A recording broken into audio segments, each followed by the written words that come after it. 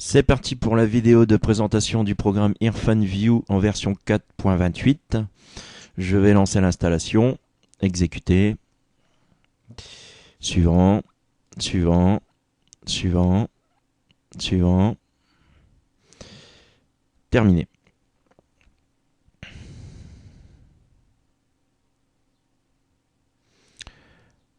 Alors, une fenêtre du navigateur, je vais fermer. Donc le programme s'est lancé, je vais le fermer puisque je vais par la même occasion installer les plugins. Donc exécuter.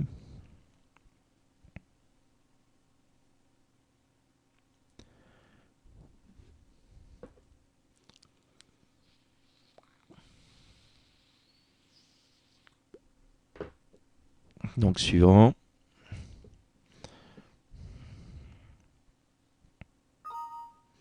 Installation réussie, ok. Je vais lancer aussi le patch pour la langue française, exécuter. Installe, c'est réussi, ok. Je vais lancer le programme Irfan View. Donc si le programme n'est pas en français d'origine, vous allez dans Options. Et ici, on peut changer la langue. Donc je clique bien sur français, ok.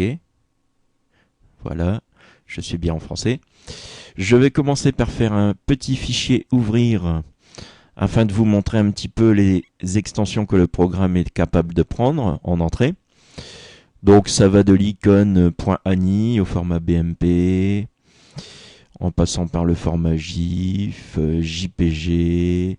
Il est aussi capable de prendre les formats audio, donc le MP3, l'OGG, les formats vidéo aussi, MPEG.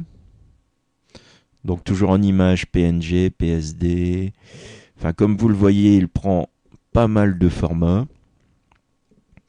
Alors je vais ouvrir une image, toujours une petite illustration de 73 Lab. Je vais cliquer sur Fichier enregistré sous afin de vous montrer les formats en sortie. Alors ici j'ai même les options du format spécialement pour le JPG. Je vais cliquer, donc vous avez pas mal de formats aussi, tout du moins les plus connus. BMP, GIF, JPG,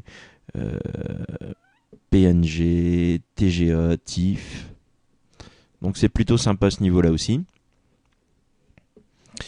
Toujours dans le menu fichier, j'ai aussi l'acquisition Twain de numérisation, c'est-à-dire spécialement pour les scanners. Donc je peux importer des images de mon scanner très facilement.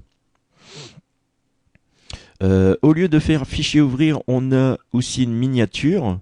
C'est un petit peu dommage que ça ne soit pas intégré directement au programme, mais on a tout du moins les miniatures afin de voir rapidement les images. Donc par exemple, je vais prendre l'image ici. On peut bien sûr imprimer dans le menu fichier.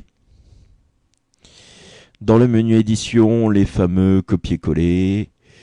On a un quadrillage de sélection, etc., etc. Dans le menu image, information sur l'image, avec les détails de cette dernière.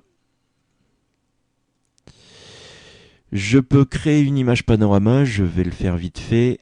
Donc soit au format horizontal, soit au format vertical. Je vais garder au format horizontal.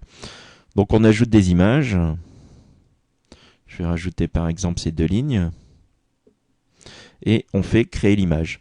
Et on a une seule image, mais étalée sur l'horizontale avec toutes les images que j'ai sélectionnées. Ça, je vais fermer, je vais recliquer sur mon image. Toujours dans l'image, j'ai la rotation gauche, droite, rotation précise sur mesure, le miroir vertical, le miroir horizontal.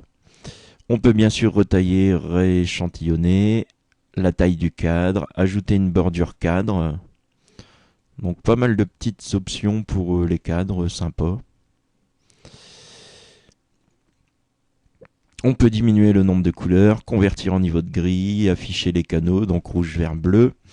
Un effet négatif, améliorer les couleurs, l'auto-ajustement des couleurs, augmenter la netteté, supprimer les yeux rouges. Donc admettons que ici il y aurait des yeux rouges, je sélectionne l'œil en fait, et tout ce que j'ai à faire c'est de faire image et supprimer les yeux rouges afin de les supprimer.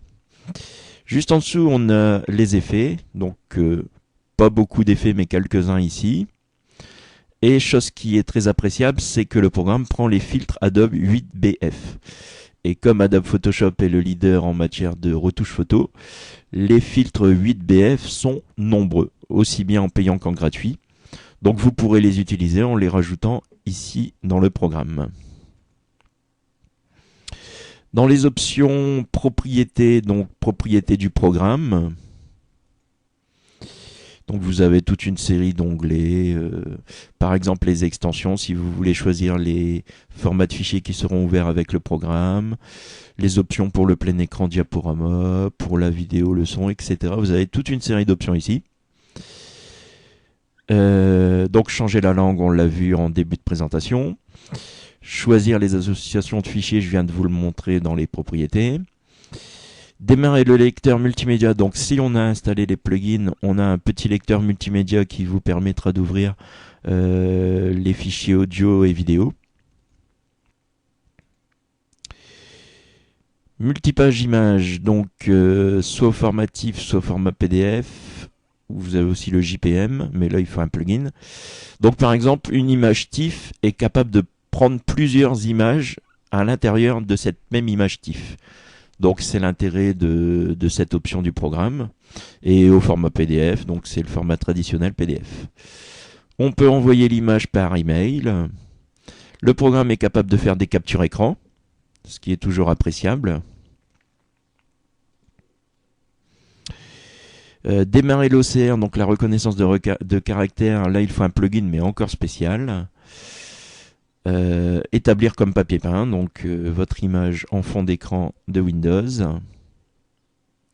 Et enfin, vous avez tout un onglet voir avec les options pour la visualisation, comme par exemple le zoom avant, le zoom arrière, etc., etc. Le plein écran, vous avez toute une série d'options.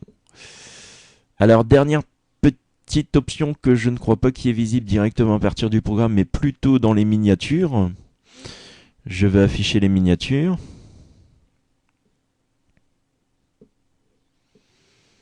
Alors je vais recliquer, voilà. Donc je vais prendre par exemple la première ligne. Et ici dans Fichier, j'ai créé une planche contact. Donc ici je choisis la grandeur de l'image. Donc ça va être dans une seule même image, plusieurs images en petites. Donc toute une série d'options, les couleurs, etc., etc. Vous faites créer et vous avez votre planche contact. Voilà, c'est tout pour cette présentation de logiciel.